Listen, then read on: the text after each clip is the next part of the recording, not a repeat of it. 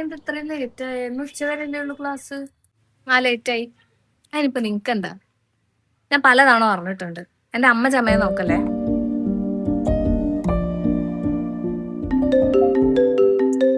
Hello.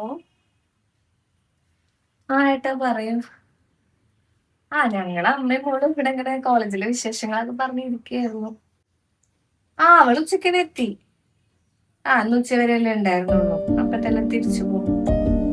ഉം.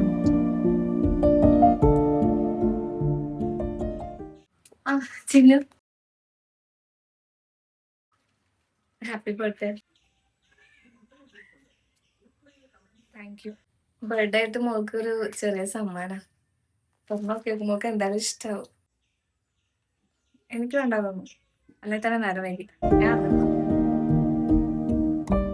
അല്ല നീ ഇപ്പൊ എങ്ങടാ പോണേ? കഴിക്കണ്ടേ? എന്റെ ഫ്രണ്ട്സ് ഒക്കെ വരുന്നുണ്ട്. ഞാൻ ഒന്ന് പുറത്തുനിന്ന് ഫുഡ് കഴിക്കാൻ. അയ്യോ, ഒന്ന് പിറന്നാളായിട്ട് ഞാന് ഒരു ചെറിയ സദ്യയും പിന്നെ മോൾക്ക് ഇഷ്ടമുള്ള സേമിയ പായസം ഒക്കെ ഉണ്ടാക്കിണ്ട്. കഴിച്ചിട്ട് പോവാ. ഞാൻ പറഞ്ഞു എന്റെ ബർത്ത്ഡേ ആണ് നിങ്ങളോട് സദ്യ ഉണ്ടാക്കാൻ.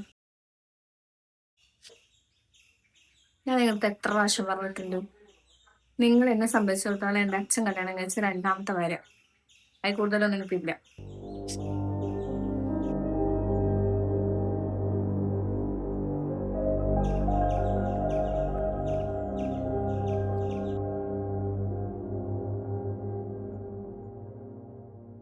കുട്ടീനെ കാണാനില്ലല്ലോ. എപ്പൊ പോയതാ?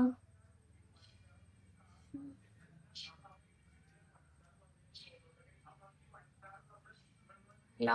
അമ്മോ. ചിന്നുനെ വിളിച്ചിട്ട് ഫോൺ എടുക്കണില്ല. നിങ്ങൾ എപ്പ പോയതാ? അവളപ്പം തന്നെ പോന്നല്ലോ. പോന്നോ? ലഞ്ച് കഴിഞ്ഞ ശേഷം ഞങ്ങൾ എല്ലാവരും പെട്ടെന്ന് തന്നെ അവിടുന്ന് പോന്നു. എന്തേ അവൾ ഇതുവരെ എത്തിയില്ലേ ആൻറ്റി? ഇല്ല, വിളിച്ചിട്ട് ഫോൺ. എന്നാ ശരി, ഞാൻ വിളിക്കാം.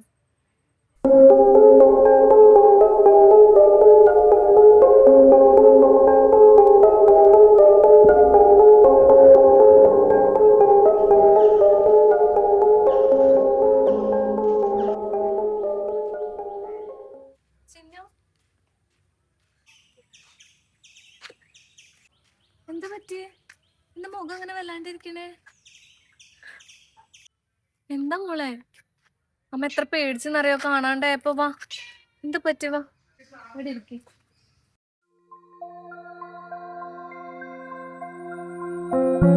അമ്മയ്ക്ക് ആകെ പേടിയാവുന്നു. എന്റെ മോളെ എന്താണേലും പറ, കരയണ്ട. കരയാതെ പറ, എന്ത് പറ്റിയേ?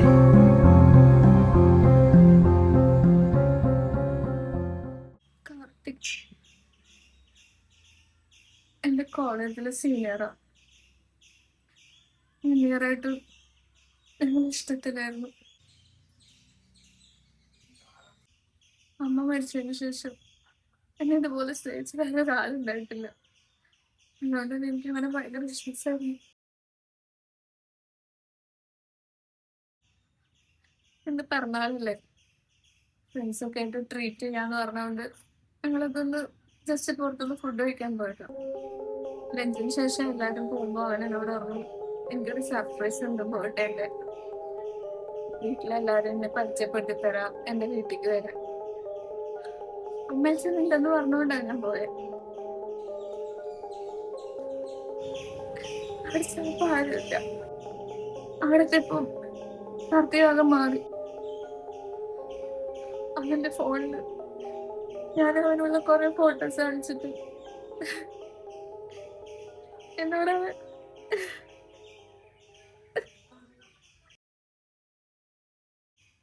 ഞാൻ അവന്റെ അടുത്ത് കാര്യം കുറെ പറഞ്ഞു. അവനക്ക് കിട്ടില്ല. അങ്ങനെ കയറി പിടിക്കാൻ നോക്കിയപ്പോ അവിടെ കിടന്നിരുന്നൊരു ഹാമർ പോലെ എന്തോ സാധനം ഞാൻ തലക്കടിച്ചു.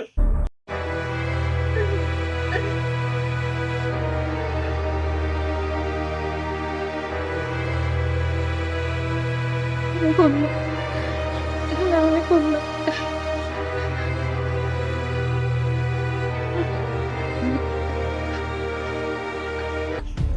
ഇനി അവൻ കരയാണ്ടിരിക്കും. ഒന്നും പറ്റിയിട്ടുണ്ടാവില്ല. അമ്മയ്ക്ക് അറിയാം. മോള് വിചാരിക്കുന്ന പോലെ ഒന്നും സംഭവിച്ചിട്ടുണ്ടാവില്ല. ധൈര്യമായിട്ടിരിക്കും. കരയല്ലേ, കരയല്ലേ. അമ്മ ഉണ്ട്, നീ ഒന്നുകൊണ്ട് വിഷമിക്കണ്ട. കുട്ടിയുടെ അടുത്ത് ഒരു തെറ്റൂല. അമ്മ ഒക്കെ സംസാരിച്ച് ശരിയാക്കിക്കോളാം. അമ്മ അവരെ വീട് വരെ ഒന്ന് പോകുന്നുണ്ട്. ഞാനൊന്ന് പോയിട്ട് എല്ലാ കാര്യങ്ങളും പറയാം. ഓളിപ്പോ ഒന്ന് വിഷമിക്കട്ടെ, കരയട്ടെ കരയട്ടെ.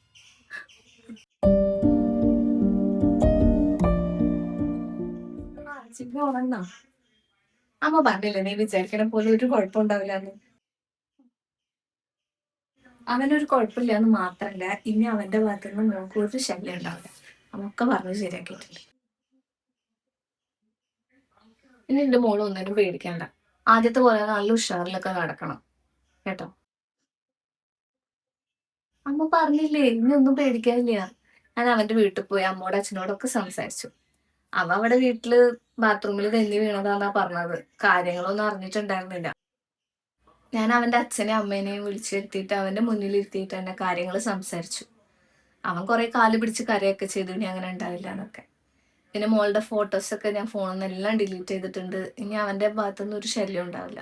നീ കുട്ടിക്ക് ധൈര്യമായിട്ട് കോളേജിലൊക്കെ പോവാം. ഒന്നുകൊണ്ടും പേടിക്കണ്ട കേട്ടോ.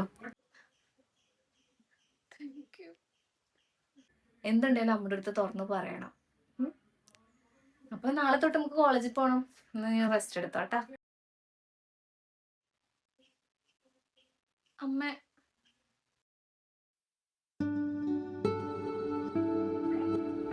എന്താ വിളിച്ചേ?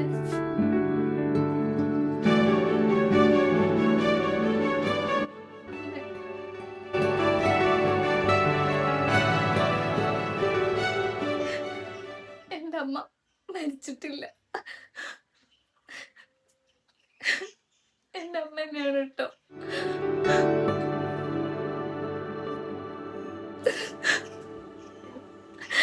I'm sorry. അതൊന്നും സാരില്ല. എന്റെ കുട്ടീന്റെ അമ്മയെന്ന് വിളിച്ചല്ലോ, അത് മതി. ഇന്ന് ഇത്രയും സന്തോഷമുള്ള ദിവസല്ലേ, അമ്മ കുട്ടിക്ക് ഇഷ്ടമുള്ള സേമിയ പായസം ഉണ്ടാക്കി തരാം. ഓക്കെ.